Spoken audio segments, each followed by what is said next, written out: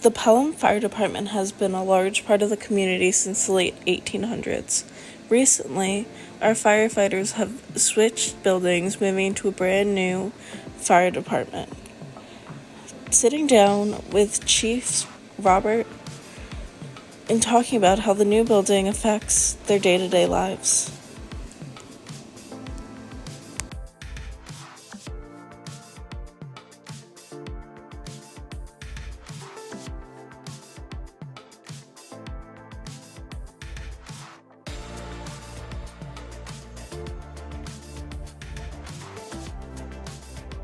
My uncles were actually volunteers here, and that got me interested at a young age into going into the fire department. And then subsequently I took the fire department test at 18 and got hired at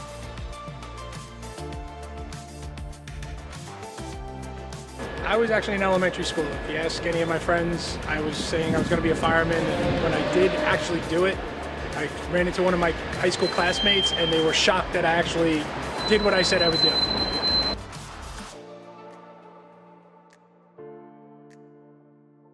The structure, as we talked about, adding more manpower. Most of the village of Pelham is going through a growth spurt. We have a lot of bigger apartments going into the area, and that means that there's more residents in the village. So we need more manpower to go into these calls, to do rescues, to get our hoses and set up. So I would see that increasing our structure. Right now it's myself as the chief, then there's a captain and lieutenants, but maybe expanding so that we have one or two more lieutenants to do some more training during the day that we're not able to get to sometimes just because of manning. And then, just taking care of this building. That was one of the things that unfortunately in our last building, it was beautiful, it was built in 1927, just the maintenance didn't keep up with it. So we're hoping that this building, the maintenance will keep up and be here for a lot more years.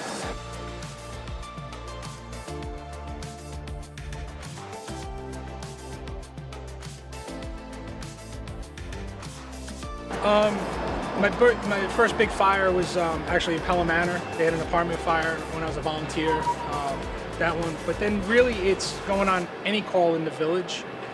Because I grew up here, you get that personal connection. So somebody's having their worst day, they see somebody that they know walk in, it calms them down. It starts to make that situation start to, not be as bad, which is good. It helps us to help them.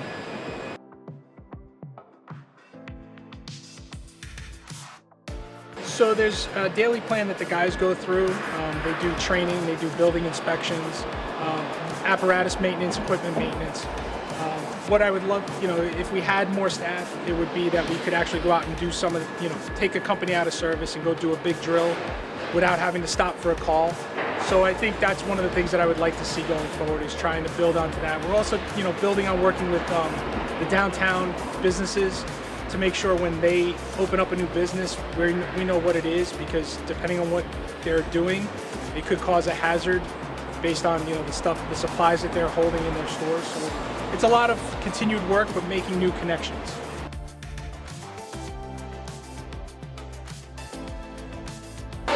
So the current staff ranges from late 50s down to 19. We have, and they're from all different backgrounds. Some, before becoming firefighters, were financial people.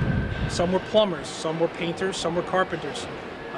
They all have a skill that they bring to this job, and it's actually pretty great, because we need some of those skills. A lot of what we do at our job is hands-on, and these guys having a background in building construction, tool selection is a big help for us.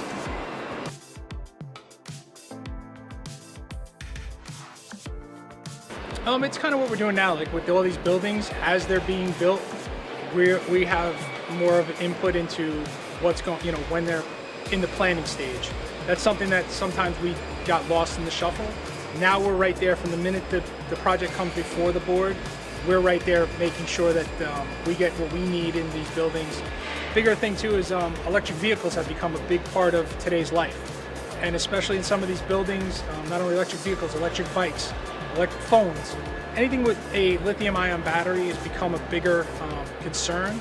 and it's how do we deal with those. And we're constantly learning about those every single day. There's not one solid way to say we're going to attack that if it's a fire.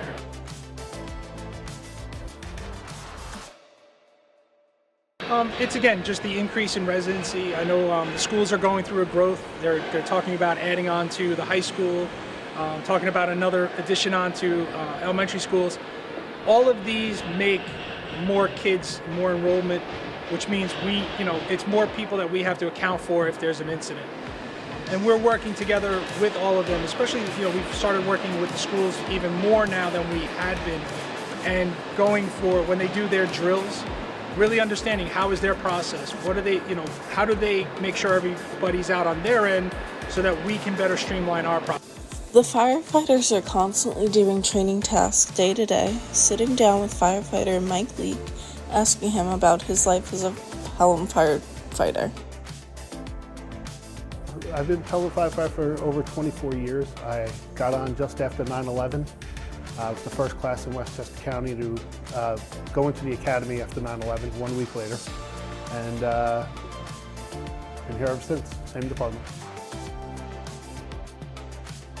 I kind of like helping people sometimes, so this is the perfect opportunity to do that. Oh, I had a couple of jobs. I worked marine construction. I worked on a yacht. So yeah, I've worked for a while. The new building opened up for us. Our move-in date was December 14th of 24. The amenities in this building there are more bathrooms, there are more open space for us.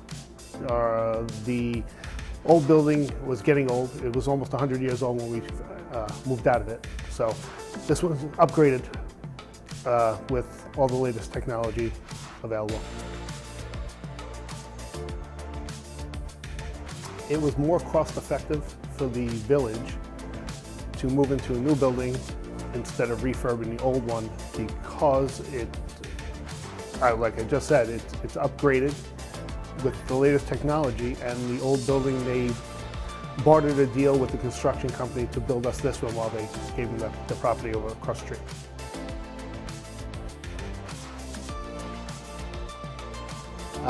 Typically 3, upwards of 5, depending on vacations and coverage and so on. So that's how many people would be on a shift during any given day. Typical shift is 24 hours, 8 a.m. to 8 a.m.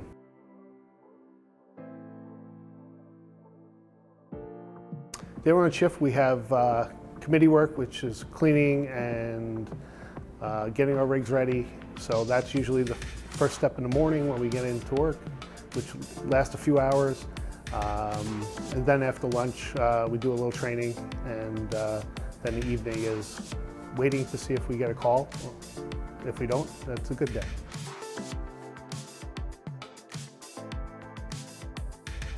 The rigs, we have 2 engines, 1 ladder truck, a rescue. That is the what we respond by.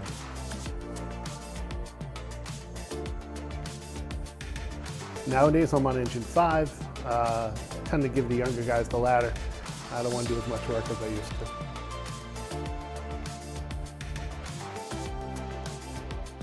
Ladder is, well, with our department, the ladder guy is actually grabbing the hose and going in. The engine guy is doing the pumping and grabbing a water source.